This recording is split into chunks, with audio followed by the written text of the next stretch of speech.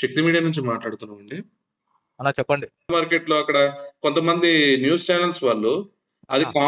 సాయినొచ్చేసరికి వాళ్ళు వచ్చేసరికి కాంప్రమైజ్ అయ్యారు, పైసలు తీసుకున్నారు అంటున్నారు. ఈ సాయి అనే క్యాండిడేట్ పైసలు తీసుకొని అట్లా మాట్లాడిండ్రా?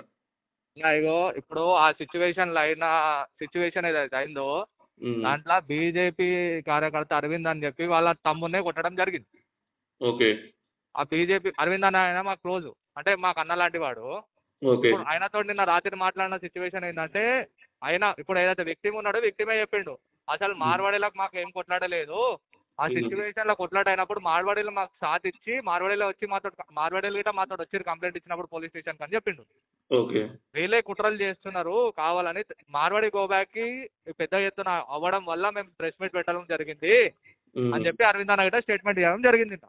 ఓకే. ఇది ఇక్కడితోటి ఆపేసేయండి. మార్వాడి గో బ్యాక్ అన్నది లేదు అని ఓకే. చెప్పి గిట్ట అయితే అరవింద్ అన్న ఇప్పుడు స్టేట్మెంట్ ఇచ్చిండు. విక్టిమే ఇది చేసిన దాని తర్వాత అసలు నేనే ఇక్కడ అసలు నాకు వాళ్ళొచ్చి సారీ చెప్పిరన్న తర్వాత మళ్ళీ ఆ! ఈరోజు బంద్ కాల్ ఎందుకు ఇవ్వడం జరిగింది? అంటే బంద్ అనేది ఫస్టే ప్రకటించిర్రు అన్న. వీళ్ళు ప్రెస్ మీట్ పెట్టకముందే బంద్ అనేది ప్రకటించిర్రు. హ్మ్. ఇంకోటేందంటే వీళ్ళు ఎట్లైనా కుట్రలు చేస్తారు, ఎట్లైనా పని చేపిస్తారు అని చెప్పి తెలుసుకొని ఈ పృథ్వీరాజ్‌ని, ఈ శాంసన్‌ని వీళ్ళందరిని అరెస్ట్ చేయడం జరిగింది ఇయాల. ఓకే. ఇప్పుడు భారతదేశాన్ని మొన్న రౌండ్ టేబుల్‌లో కూర్చున్నప్పుడు, అన్న. భారతదేశాన్ని వచ్చేసరికి 2 ముక్కలుగా చేయాలి. దక్షిణ భారతంగా, ఉత్తర భారతంగా చేయాలని చెప్తున్నారు. అయితే అన్న యాస్ ఏ కామన్ సిటిజన్‌గా మీరేమంటారు?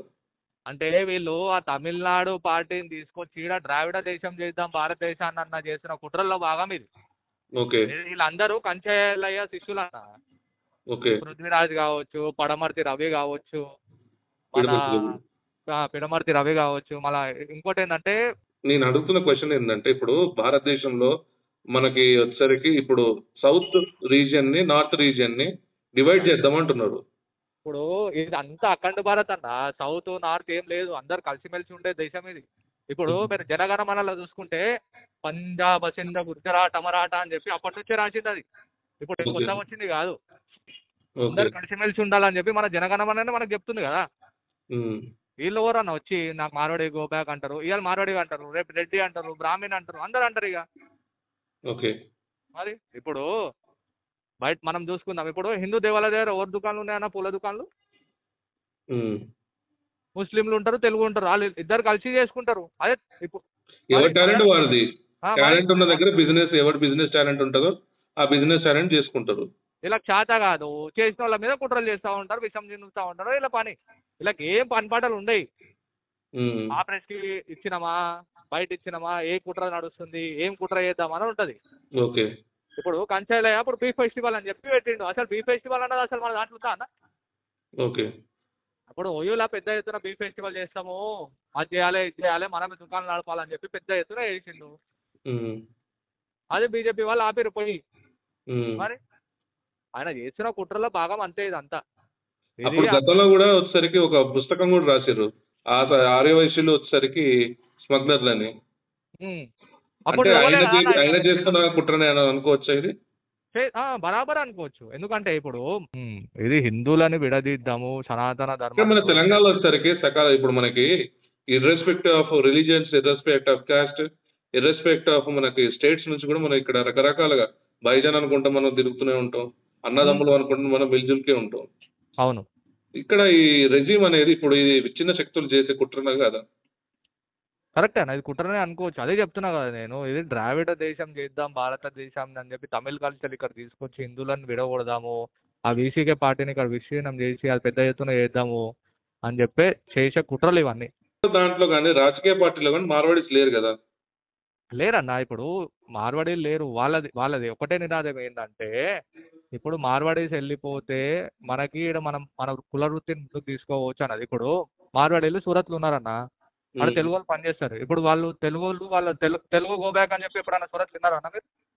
అవును. మరి ఇక్కడ ఇప్పుడది ఎందుకు వస్తుంది మార్వాడి గో బ్యాక్ అని? ఇప్పుడు హ్మ్. మార్వాడోళ్ళ దాంట్లో గిట్ట మన నేను తెలుగోళ్ళు ఏమంటున్నానంటే పనిచేస్తారు. ఇప్పుడు వాళ్ళు రాజ్యాధికారంలో ఒక పార్టీలో లేరు. అవును. ఎమ్మెల్యే గాని, ఎంపీ గాని, రాజ్యసభ హ్మ్. మెంబర్ గాని ఎవరు లేరు వాళ్ళు. అవును. ఇక్కడ అన్యాయం ఎక్కడ జరుగుతుంది? ఇప్పుడు మనకి తెలంగాణ, ఆంధ్ర అంటే ఇక్కడ మనకు పదవుల్లో మనం లేరు. మన కొలువుల్లో వాళ్ళున్నారని జెప్పేసి మనం ఒక ఫైట్ చేసినా దానికో అర్థం ఉంది.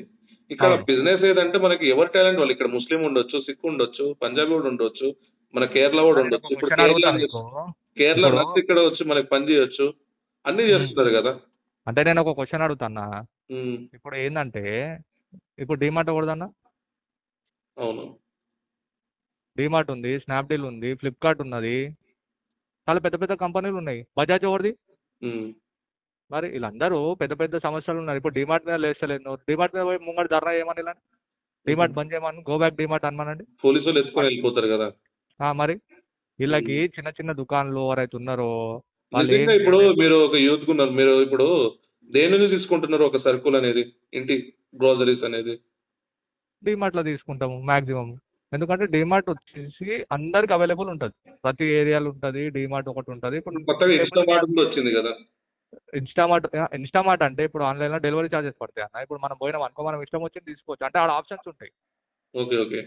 ఏడైందంటే డెలివరీ ఛార్జ్లు ఎత్తాడు, మళ్ళీ జీఎస్టీ ఎత్తాడు, అన్నీ ఎత్తాడు. ఆడైతే జీఎస్టీ ఉంది, నేను కాదంటలే.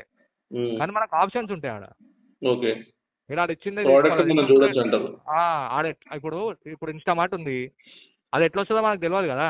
ఆడ అనుకో పోయి చూసి అరే మంచిగా ఉందా లేదా అని చెప్పి చూసి తీసుకోవచ్చు మనం.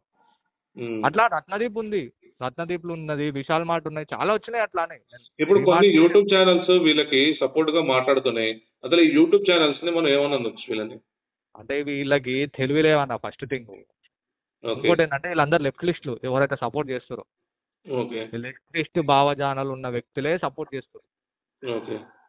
మనకు తెలివి ఉండి రైట్ వింగ్గా పనిచేసి సనాతన ధర్మం గురించి పోరాడిన వాళ్ళు ఎవరు సపోర్ట్ చేస్తారు? ఎందుకని అంత ఎందుకు? ఇప్పుడు మాధవీలత గారు ఉన్నారు.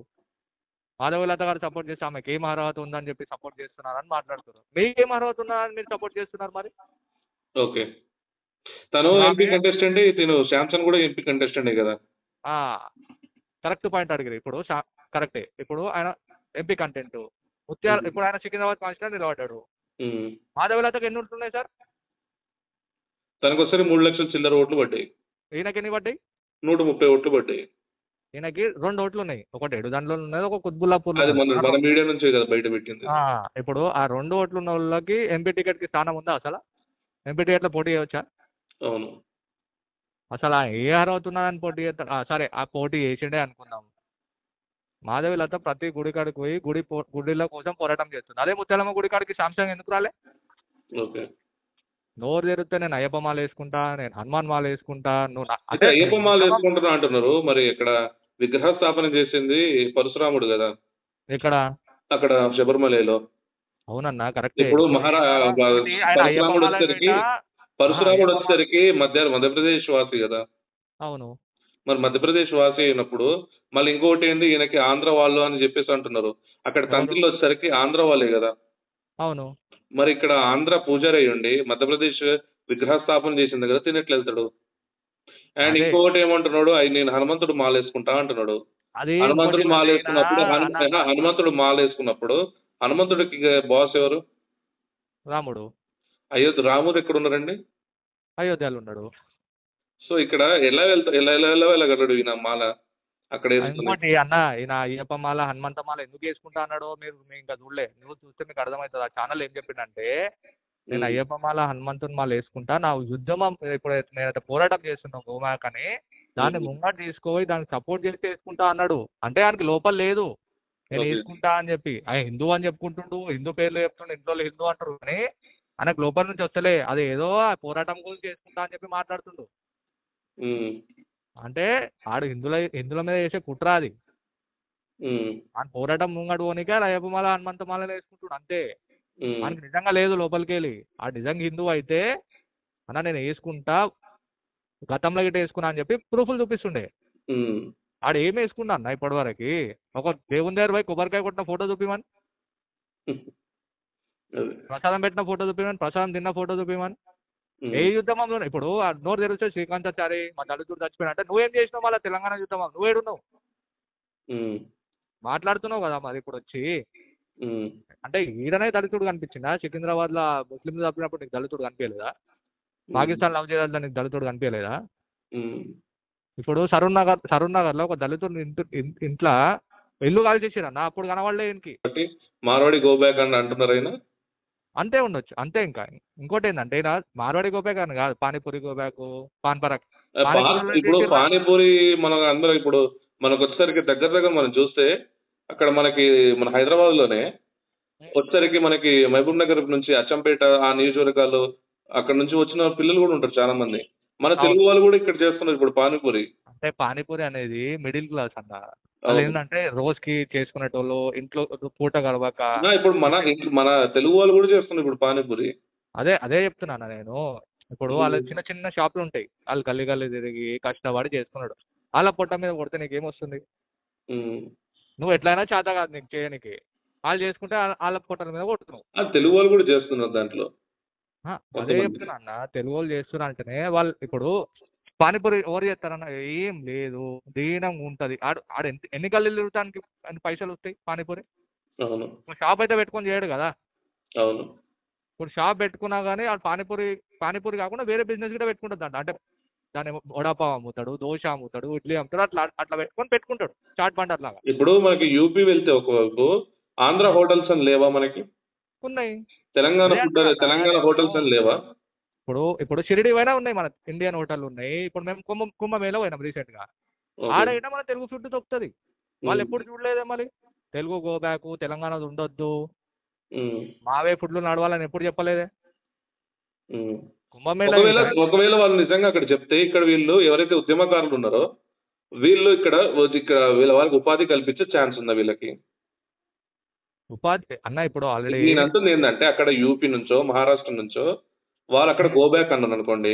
ఇక్కడ తెలంగాణలో వచ్చేసరికి వీళ్ళకి ఎవరైతే ఉద్యమకారులు ఉన్నారో వాళ్ళు ఉపాధి ఏమైనా చూపించగలరా? వీళ్ళకి ఏమున్నాయని చూపిస్తారన్న. ఖాళీ ఉద్యమం చేస్తున్నా, అది చేస్తున్నా అంటారు కానీ ఏం ఉద్యమం చేసిర్రు ఇప్పటివరకు? ఏ ఉద్యమంలో పాల్గొన్నారు చెప్పు? ఓకే. వీళ్ళకి ఉద్యమాలు తెలవదు, ఏం తెలవదు. ఏదంటే నోటికి ఏదొస్తే అది వాగాలే. ప్రెస్ క్లబ్‌లో ప్రెస్ మీట్లు పెట్టాలే. ఏదో హ్మ్. బయాన్లు ఇయ్యాలే, యూట్యూబ్‌లో లెవ్వాలే, షోకేస్ కావాలే. గంతే. ఇంకేముండదాడ. ఓకే. ఇది తిప్పి కొడితే 3, 4 రోజుల బాపతి. హ్మ్. ఇప్పుడు చూడు వాడు 3, 4 రోజుల నుంచి ఒరుగుతుండు. శాంసన్ అని, పృథ్వీ అని ఆళ్ళందరూ ఒరుగుతుర్రు. హ్మ్. ఏమైంది లాస్ట్‌కి? ఇప్పుడు అన్న ఓట్లు మార్వాడి బయటపడంగానే శాంసంగ్ సైలెంట్ అయ్యిండు గదా! ఓటు ఓటు పడడం అన్నది అదొకటి. ఇంకోటొచ్చేసిందంటే నిన్న ప్రెస్ మీట్ గిట్ట దీనికి కీలక పాత్ర అన్నట్టు అనుకోవచ్చు మనం. హ్మ్. ఎందుకంటే బాధితుడే ముందుకొచ్చి మార్వాడి గో బ్యాక్‌కి అసలు మాకు సంబంధమే లేదు. ఇది హ్మ్. Monda market situation. మార్వాడీలు గిట్ట మాకు సపోర్ట్ చేస్తున్నారు దీంట్లో అని చెప్పడము. మార్వాడి సమాజ్ గిట్ట వచ్చి మాట్లాడడము. అన్నీ జరిగింది దీంట్లో. మార్వాడి సమాజంలో వచ్చి క్షమాపణ అడిగిర్రు. అన్న అయితే దీనికి ఇంకోటేందంటే అక్కడ అక్కడొచ్చేసరికి జైన్ అంట. ఎవరైతే ఎస్‌కే ఉన్నారో జ్యువెలర్స్ అవును. అవును. అది జైన్స్ అంట. కరెక్టే. హ్మ్. మార్వాడి గూడా గాదక్కడ. అవును. వాళ్ళొచ్చేసరికి జైన్స్. కానీ ఈళ్ళు మార్వాడి గో బ్యాక్ అని అదే చెప్తున్నా కదన్నా! ఈళ్ళకి హ్మ్. మార్వాడి గో బ్యాక్ అంటే ఇప్పుడు మార్వాడి గో జైన్స్ బ్యాక్ అంటే అంటే మైనారిటీలో మైనారిటీ వాళ్ళు. అవును. ఇప్పుడు ఎవ్వరిని ఏం చేయలేరన్న. ఇప్పుడు చెప్తున్నా కదా! ఇయాల తెలంగాణ బంద్ లేదు. హ్మ్. వీళ్ళేదో ప్రొపగండా చేసుకుందాము, యూట్యూబ్‌లో ఫేమస్ అయిదాము, అంటే ఇది పెద్దగా తీసుకుపోదాం. మనం ఇప్పుడు ఎట్లైనా జీహెచ్ఎంసీ ఎలక్షన్స్ వస్తున్నాయి. హ్మ్. దాంట్లో ఏదైనా పార్టీలోకి పోయి మనం పార్టీ చేద్దాం. మనకు ఇట్లా ఫుల్ పబ్లిసిటీ ఉన్నది మీడియాలో అని చూపించుకోనీకే తప్ప వీళ్ళు హుహు. దేనికి పనికిరారు. ఓకే అండి. Thank you. థాంక్ యూ అన్న. Thank you so much. Thank you అన్న. Thank you so much.